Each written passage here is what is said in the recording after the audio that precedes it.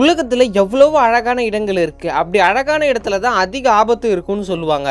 அப்படி மக்கள் ரொம்பவும் ஆச்சரியப்பட்டு பார்க்குற இடத்துல சில கதவுகள் இன்னைக்கு வரைக்குமே திறக்கல. நம்ம இந்த வீடியோல பார்க்க போது உலகின் திறக்கப்படாத மர்ம கதவுகளை பத்தி தான் பார்க்க போறோம். இந்த வீடியோ நம்ம முதல்ல பார்க்க போறது ஹிடன் சேம்பரின் தாஜ்மஹால். இந்த உலகத்துல 7 அதிசயங்கள்ல ஒண்ணுதான் இந்த ஒரு தாஜ்மஹால். இது டெல்லி கிட்ட இருக்கு. இது ஷாஜகான் 1631 வருஷம் கட்டப்பட்டு இருக்கு. இதை யாருக்காக டெடிகேட் பண்ணி கட்டுறாருன்னு பாத்தீங்கன்னா அவங்களோட வைஃப் மும்தாஜ் மஹாலுக்காக கட்டுறாங்க. ஆனா இது ஷாஜகான் ஃபர்ஸ்ட் ஒரு லவ் சர்ப்ரைஸா கொடுக்கணும்னு தான் நினைச்சாரு. ஆனா அதுக்குள்ள அவங்க ஒய்ஃப் இறந்து போயிட்டதுனால இந்த தாஜ்மஹாலே உனக்கு தான், நீ இறந்தாலும் இது உனக்கு தான் சொல்லி அவங்களோட பாடியும் அங்கதான் இருக்கு. அது மட்டும் இல்லாம இது ஒரு கல்லறையின் ஒரு இடமாக பார்க்கப்படுகிறது. அது மட்டும் இல்லாம இது வரைக்கும் யாருமே கேள்விப்படாம 1089 ரூம்ஸ் அந்த ஒரு தாஜ்மஹால்ல இருக்கு. அதுல எத்தனையோ ரூம்கள் திறக்கப்பட்டாலும் கிட்டத்தட்ட இன்னும் 22 ரூம்ஸ் திறக்கப்படவே இல்லை. அது எல்லாமே ரிஸ்ட்ரிக்டட் ஆயிருக்கு. அதாவது நோ என்ட்ரி. அது எல்லாமே ஒரு மர்மமான ஒரு விஷயத்தாக மூடப்பட்டு இருக்கு. அந்த இடத்துல நீங்க கவர்மெண்ட் யாருமே அலோவ் பண்றது இல்லை. ஏன் கவர்மெண்ட் ஆபீசர்ஸே யாரும் அதுக்குள்ள போக முடியாதான். ஆனா அந்த இடத்துல எல்லாத்துலயுமே கதவு இருந்ததுக்கான ஒரு வழித்தடம் இருக்கும். அதாவது அந்த வாசப்படி இருந்தது. அந்த வாசப்படி யாரோ மறைச்சிருக்காங்க, சீல் பண்ணி வச்சிருக்காங்கன்ற ஒரு விஷயம் தெரிஞ்சிருக்கு. அப்படி அந்த 22 ரூம்ல என்னதான் இருக்கும், சும்மா கதை தானே விடுறாங்க அப்படின்னு நினைச்சீங்கன்னா அதுதான் கிடையாது. ஷாஜகான் அவரோட மனைவியை மும்தாஜை மம்மிஃபைடு பண்ணி ஒரு ரூம்ல வச்சிருக்காங்க. அதாவது மம்மிஃபைடு பண்ணா அந்த பாடி ரொம்ப நாள் கெட்டு போகாம இருக்க சில மந்திரங்கள் துணியெல்லாம் போட்டு இந்த பிரமிடு எஜிப்ட்ல பண்ற மாதிரி ஒரு ப்ராசஸ்லாம் பண்ணி அந்த பாடி மட்டும் ஒரு இடத்துல வச்சிருக்காங்க. அந்த இடத்துல தான் விசிட்டர்ஸ் பார்க்க முடியும். மற்றபடி யாராலுமே இந்த ஒரு ரூம்குள்ள போகவே முடியாது. ஏன்னா இந்த ரூம் ஃபுல்லா சில மந்திரங்களால ஓதப்பட்டு அதாவது அந்த இடத்தையே சீல் பண்ணி வச்சிருக்காங்க. அதுல மும்தாஜோட ஒரு உயிர் அந்த இடத்துல சுத்திக்கிட்டு இருக்கு. அந்த ரூமை விட்டு வெளியில வர முடியாது அப்படின்ற சில காரணங்களும் சொல்லப்படுது.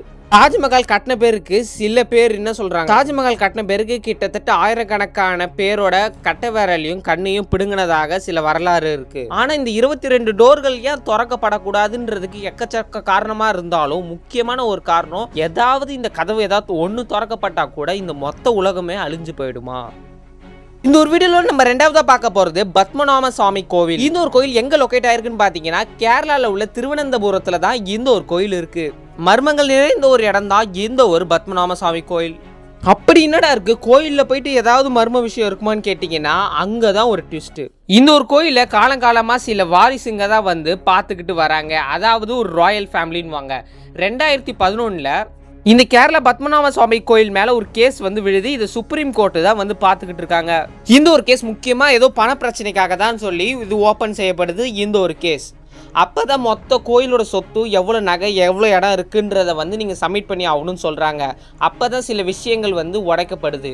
இந்த கோயில காலகாலமா 7 மெம்பர்ஸ் ஆஃப் குரூப் பார்த்துக்கிட்டு வராங்க. அது மட்டும் இல்லாம இந்த கோயில்ல கிட்டத்தட்ட 6 மர்ம கதவுகள் இருக்கு. அதுல ஒரு மர்ம கதவை ஓபன் பண்றப்பதான் கிட்டத்தட்ட $22 பில்லியன் மதிப்பு உள்ள சில வைரங்கள், வைடூரியங்கள், நகைகள் அதெல்லாமே இருக்கு.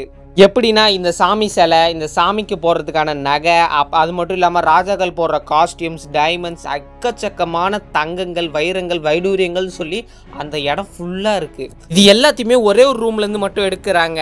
அது மட்டும் இல்லாம அங்க இருக்கிற ஒவ்வொரு நகைகளோட மதிப்பும் கிட்டத்தட்ட 110 கேரட் வருமா.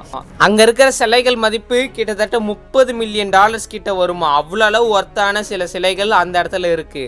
நம்ம நாட்டு பணம்படி கிட்டத்தட்ட 3 கோடி ரூபாய் மதிப்பு உள்ள ஒரே ஒரு சிலை. அது மாதிரி அங்க எக்கச்சக்கமான சிலை இருக்கு. இதெல்லாம் பார்த்து அந்த ஒரு சுப்ரீம் கோர்ட் இந்த கோயிலுக்கு பலத்த பாதுகாப்பு போடுறாங்க. பயங்கரமான சிசிடிவி, பயங்கரமான ஒரு ஃபோர்ஸ் எல்லாம் கொடுக்குறாங்க.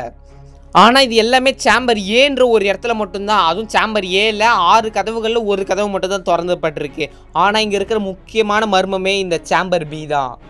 சேம்பர் ஏல மட்டுமே இப்படி இருக்குன்னா சேம்பர் பியில் என்னென்ன இருக்குன்றத கற்பனை கூட பண்ணி பார்க்க முடியாது. ஆனால் இன்னைக்கு வரைக்குமே சேம்பர் பியில் என்ன இருக்குன்றது நிறைய பேருக்கு தெரியல. ஆனால் சில பேர் சொல்கிற முக்கியமான காரணங்கள் என்னன்னா, இந்த உலகில் யாருமே இது வரைக்கும் பார்த்துருக்க முடியாத ஒரு பெரிய ஒரு பொக்கிஷம் இல்லைன்னா ஏதாவது ஒரு பெரிய ட்ரெஷர்ஸ் இது உள்ளே இருக்கும். இது இனிமேட்டு யாராலையுமே இந்த உலகத்தை பார்க்க முடியாது, இந்த உலகத்தில் யாராலையுமே இந்த இடத்துக்கு வரவும் முடியாது அப்படின்னு சொல்கிற அளவு அந்த சேம்பர் பியை பயங்கரமான ஒரு இடமா அந்த இடத்த பார்க்குறாங்க. சேம்பர் பியை இன்னைக்கு வரைக்குமே ஓப்பன் பண்ணல. ஆனால் அதில் ஓப்பன் பண்ணால் சில அமானுஷ்ய விஷயங்களும் இருக்கும் அப்படின்ற மாதிரி சில பேர் சொல்கிறாங்க. எப்படி கோயில் அமானுஷ்ய விஷயங்கள்லாம் இருக்கும் அப்படின்றது தெரியும் இல்லை. சந்திரமுகி படத்தில் வர மாதிரி அந்த கதவு ஒன்று பயங்கரமாக பண்ணி சில பெரிய பெரிய மாந்திரிகள் மந்திரங்கள்லாம் வச்சு இந்த ஒரு கதவை பெரிய பெரிய கயிறு சில நகைகள்லாம் வச்சு கட்டப்பட்டு இருக்கு. அந்த பெரிய பெரிய தாயத்து கயிறு எல்லாமே பெரிய பெரிய குருக்களால் கிட்டத்தட்ட 100 வருஷத்துக்கு முன்னாடி கட்டப்பட்டு இருக்கான். இந்த கதவு மட்டும் யார் திறக்கிறாங்களோ இந்த உலகத்துக்கு மொத்தத்துக்குமே ரொம்பவும் ஆபத்து அப்படின்றாங்க. நிறைய பேர் சொல்ற ஒரு விஷயம், சாமி விஷயத்துல விளையாடக்கூடாது, அதனால அந்த சேம்பர் பி மூடியே இருக்கட்டும், அதுல என்ன இருக்கு அப்படின்றத யாரும் பார்க்கவே வேணாம். இப்படி இந்த கோயில் விஷயமா சில கேஸ் கோர்ட்ல நடந்துகிட்டு இருக்கப்ப இப்படி ஒரு விஷயம் நடக்குது. இதை என்னால சொல்லவே முடியாது, நீங்களே கேளுங்க.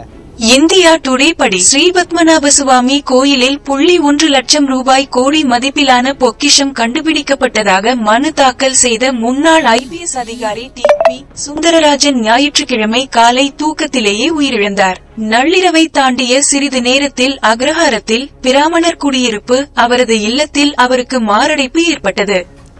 இந்த விஷயத்தை கேட்குறப்ப எனக்கே ரொம்ப பயங்கரமாக தான் இருக்குது. 1 கோடி ரூபாய் இந்த கோயிலில் கண்டுபிடிச்சதை இந்த கோர்ட்டில் சொல்ல போகிற நேரத்தில் இவருக்கு சண்டே மார்னிங்கில் இறந்து போயிட்டார். இதுதான் அந்த செய்தியே. இந்த சம்பவம் வெளிநாடெல்லாம் கிடையாதுங்க, இந்தியாவில் உள்ள கேரளாவில் தான் நடந்திருக்கு. இந்த வீடியோவில் நம்ம 3ஆவதாக பார்க்க போகிறது ஹோட்டல் ரூம் 873. சில பேய் படத்தில் பார்த்துருப்போம் ரூம் நம்பர் 13 தான் ரொம்பவும் ஆபத்து அப்படின்னு சொல்லி. ஆனால் இந்த இடத்துல பார்த்தீங்கன்னா 873ன்ற ஒரு ரூமே கிடையாது. பேன் ஆஃப் ஸ்பிரிங்ஸ் ஹோட்டல், இது கனடால இருக்கு. கனடால உள்ள இந்த ஒரு ஹோட்டல் ரொம்பவும் பயங்கரமா ஃபேமஸான ஒரு பெரிய ஹோட்டல் தான். அப்படி இந்த ஹோட்டல்ல கிட்டத்தட்ட 8th ஃப்ளோருக்கு வந்தீங்கன்னா 873ன்ற ஒரு ரூமே இருக்காது. 872 இருக்கும், 874 இருக்கும், ஆனா 873 மட்டும் இருக்காது. ஆனா நீங்க எங்கேயோ கிட்டக்க போய் இப்படி கதவை தட்டி பார்த்தீங்கன்னு வச்சுக்கோங்களேன், அந்த சைடு ஒரு ரூம் இருக்கிற மாதிரியே உங்களுக்கு ஒரு ஃபீல் இருக்கும். கன்ஃபார்ம் அந்த இடத்துல ஒரு ரூம் இருக்கு. அந்த ரூமையே ஃபுல்லா அவங்க மறைச்சி அந்த இடத்துல செவரே கட்டிட்டாங்க. இதுக்கான காரணம் என்னன்னு தெரியுமா? ஒரு சந்தோஷமான ஃபேமிலி ஒரு நாள் நைட் தங்கி இருக்காங்க. இவங்க நல்ல ஹஸ்பண்ட் அண்ட் ஒய்ஃப் ஒரு குழந்தையோட வந்திருக்காங்க. அன்னைக்கு ராத்திரி 873 ரூம்ல என்ன நடந்தது? இவங்க ஹஸ்பண்ட் பாத்தீங்கன்னா அந்த ஒய்ஃபை கொலை பண்ணிட்டாங்க. கொலை பண்ணிட்டு அந்த குழந்தையும் கொலை பண்ணிட்டாங்க. இப்போ இந்த ரூமில் தங்கின 3 பேருமே டெத்து. அடுத்த நாள் காலையில் ஆகுது. அதாவது ஒரு வெயிட்டர் வராரு. எதுக்காக வராருன்னு பார்த்தீங்கன்னா, சார் உங்களோட டைமிங் முடிஞ்சிருச்சு, நீங்கள் இப்போ லாட்ஜை செக் அவுட் பண்ணலாம் அப்படின்றாங்க. ஆனால் கதவு லைட்டாக ஓப்பன் ஆகுது. திறந்து பார்த்தா எங்கே பார்த்தாலும் கைகளோட ரத்தக்கரை, நிறைய ரத்தம் தெரிச்சிருக்கு செவுத்துல. இதை பார்த்த வெயிட்டர் பயந்து அலறி போய் கத்துறான். பக்கத்தில் இருக்கிற ரூம்மேட்ஸ் எல்லாம் பார்த்து இந்த இடத்துல பயந்து செதறி ஓடுறாங்க.